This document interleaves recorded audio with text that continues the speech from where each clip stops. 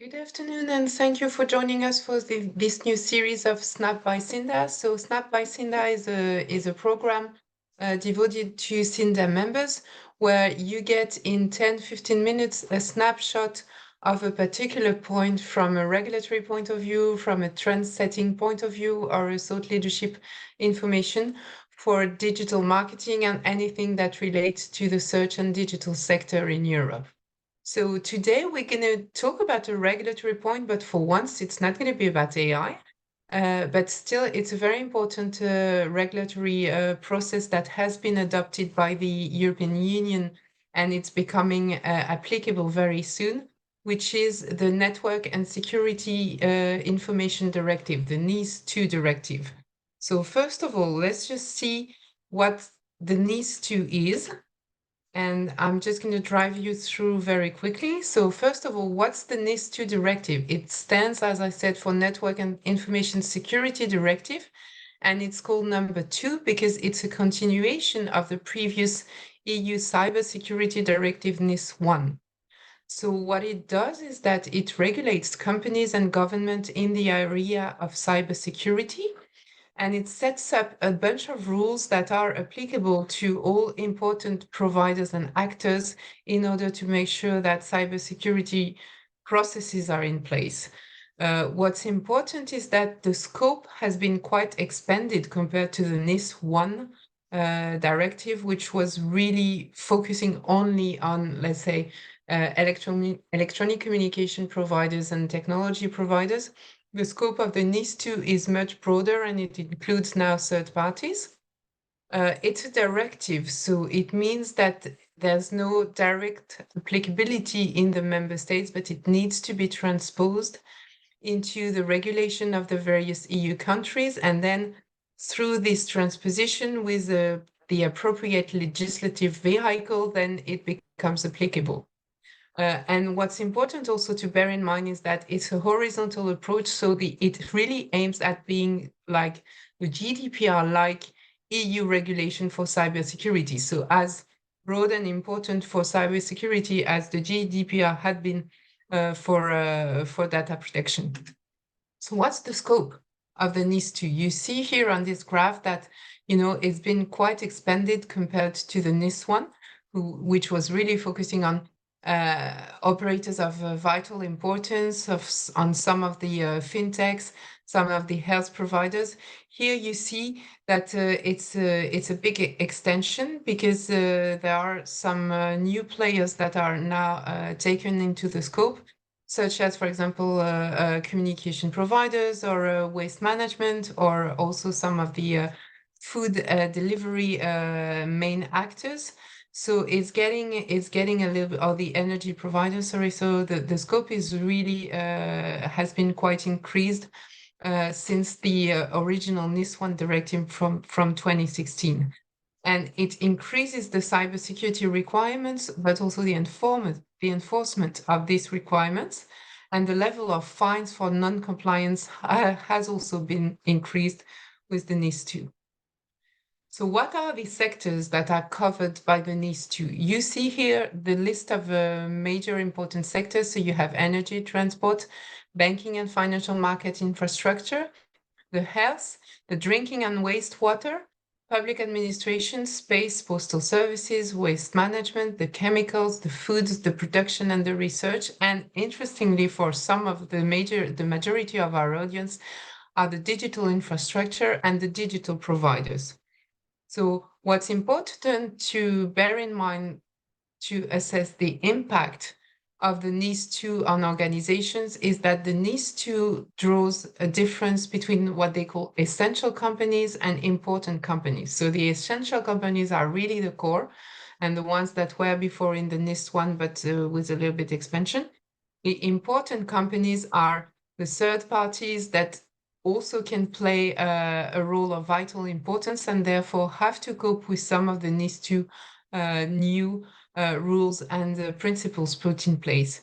So if we go to the essential companies, the majority of our listeners would probably fit into the digital infrastructure definition. So DNS services, data center services, cloud computing or communication services, or managed service providers and managed security providers. So some of us, are doing these kind of things.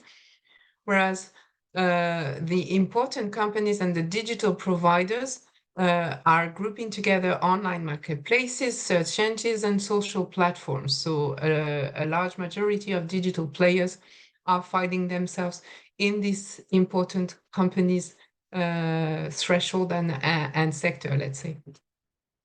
When does the NIS2 become applicable? This is an important point because it's a directive which has been adopted at the end of 2022 by the European Parliament and the Council.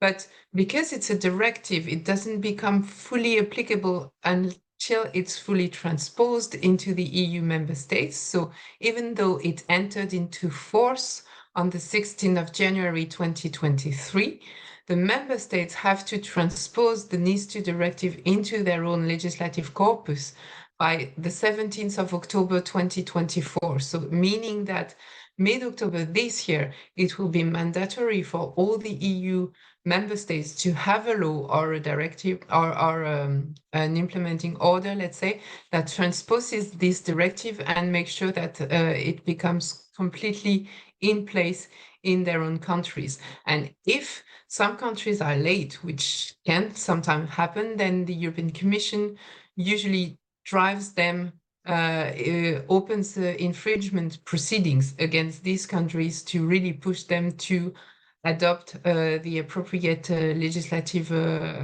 vehicle or the law in order to transpose that. So what are the risks if there is non-compliance when the enforcement of the NIS2 is going to be done by the member states authorities and not at EU level? So it's a local enforcement that's put in place. And the fines can go really high because it can be up to 10 million euros or 2% of the global annual revenue for essential companies.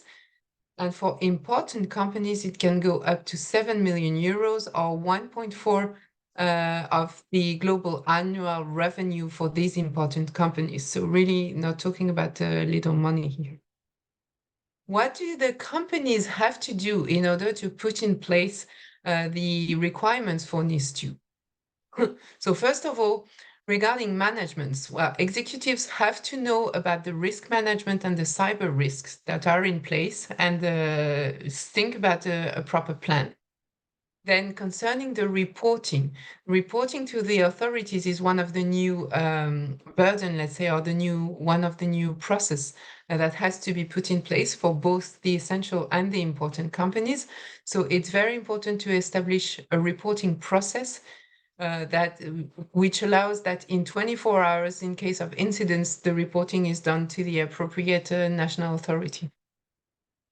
Concerning the risk management, it's crucial to put in place some incident management measures, but also to have a kind of overview of the supply chain network and the possibility to assess the risk that can occur not only in your own company, but also within your supply chain and the different partners that you have. Security and access control is key also to make sure that you minimize the risk of intrusion, and encryption processes are also something that is really pushed forward by the NIS2. And business continuity is also key. So because of course cybersecurity is here to prevent any major disruption, and both the essential companies or the important companies have been identified as key players. So the idea is to avoid a big disruption that could really jeopardize the overall economy, let's say.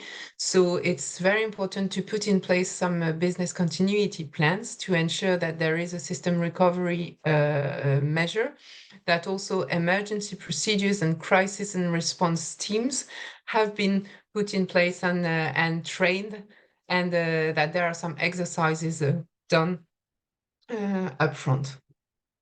So the recommended measures to be put in place, I mean, risk assessment and security policies for information systems, put in place a plan for handling security incidents, also a plan for managing business operations during and after a security incident, which means that ensuring access to the IT systems and their operating functions during and after a security incident.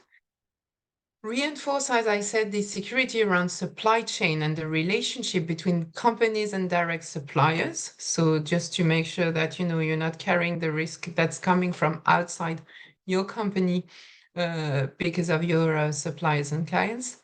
Also, some policies and procedures for evaluating the effectiveness of the security measures. So put in place some training systems and make sure that you measure and you run some exercise in order to evaluate the situation. Then the security around the procurement of systems and the development and operation of systems, having policies for handling and for reporting the vulnerabilities. As I said, the reporting element is a new one for all of the essential and important companies. And so it's very important that this is put in place upfront. Cybersecurity training and a practice for basic computer hygiene. We know that, the vast majority of cybersecurity problems very often come from a human mistake. So make sure that there is enough staff training to raise the importance of cybersecurity policies. Putting in place procedures for the use of cryptography and, when relevant, encryption, and also securing the access and loggings in a compatible and compliant way. So security procedures for employees with access to sensitive or important data, including policies for data access. This is really key. And that there is an overview somewhere at a high board or company level of all the relevant assets, and to ensure that they are properly utilized and handled. Similar to what GDPR is doing also for data protection. This would mean like a data mapping exercise, if you want, of the cybersecurity systems and the access and security systems that you run. And the use of a multi-factor authentication is really recommended. Also, some continuous authentication solutions with voice, video, and text encryption, and also looking into encrypted internal emergency communication when appropriate. So in a nutshell, the NIS2 is really going to be the skeleton horizontal overview regulation in Europe for cybersecurity, and it's really gonna be of importance for a number of sectors, much larger than what was the NIS1 directive scope. So if you would like to get more information, you can always come back to us at www.siinda.com. And we'll be happy to help you and drive you through some of the most important regulatory initiatives that can impact on your business. Thank you very much. This was EU Snap for Siinda on the NIS2 directive.